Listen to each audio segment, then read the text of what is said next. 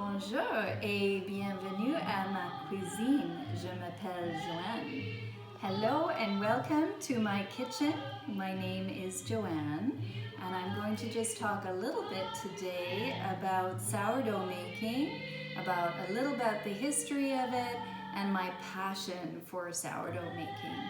It all started in March for me with a little boy around the corner called Thomas. He started selling little sourdough starter kits, and this is his original recipe. So he gave me just a little sourdough starter kit and the recipe, and I bought a couple of them for my sister and my best friend, Gabriella Coccolo. Both of them are fabulous bakers.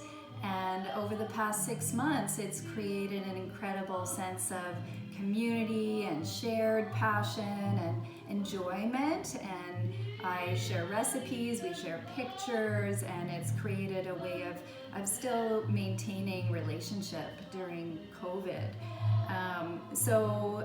I'll just, this is actually a book that my good friend Gabriella just gave me for my birthday, Continuing the Love. He's a famous chef and baker who started the bakery Tartine in San Francisco, which has been running for decades, and this is his recent book. I'll just read you a quote. Up until the 1930s, French bakers used natural leaven, or sourdough starter, as you see here, in bread, croissants, and brioche. After commercial yeast became available, the skilled practice of caring for and using natural leaven declined. Convenience gained the upper hand, and flavor was sacrificed. With this shift, the keystone in the tradition of baking was largely lost. Taste a brioche bread skillfully made with natural leaven, or sourdough starter, and compare it to the straight yeasted version. The substantial gains in savor, keeping qualities, and versatile uses with the natural leaven justify the time it takes to build and care for one. Once the natural leaven is thriving, you can use it any way that suits your taste and your schedule.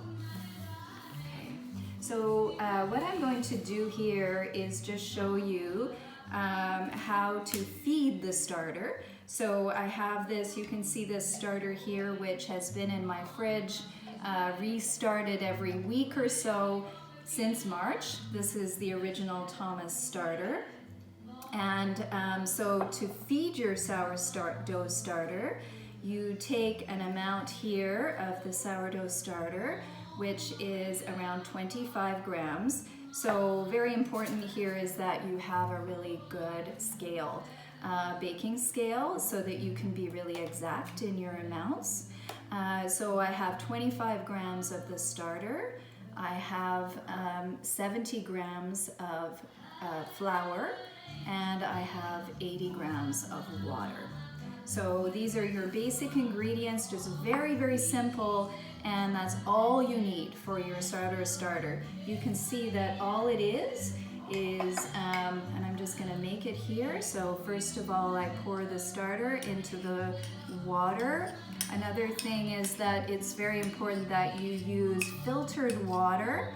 You want everything to be, you want filtered room temperature water. I just use it from a Brita filter. And so here you go, I'm just going to mix the starter and the water. Really isn't, you just need to have it in together and mix it into a nice paste here, a nice smooth paste. So I would continue to mix this until it's a nice smooth paste. Just water, flour, and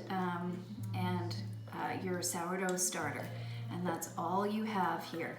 Very natural ingredients, which is one of the things that we all love about it. So from there, you will create your dough with further flour. and salt and water. You let this rise for the day. You let your starter ferment, and you can see here with a fermented starter, it has those nice bubbles in it.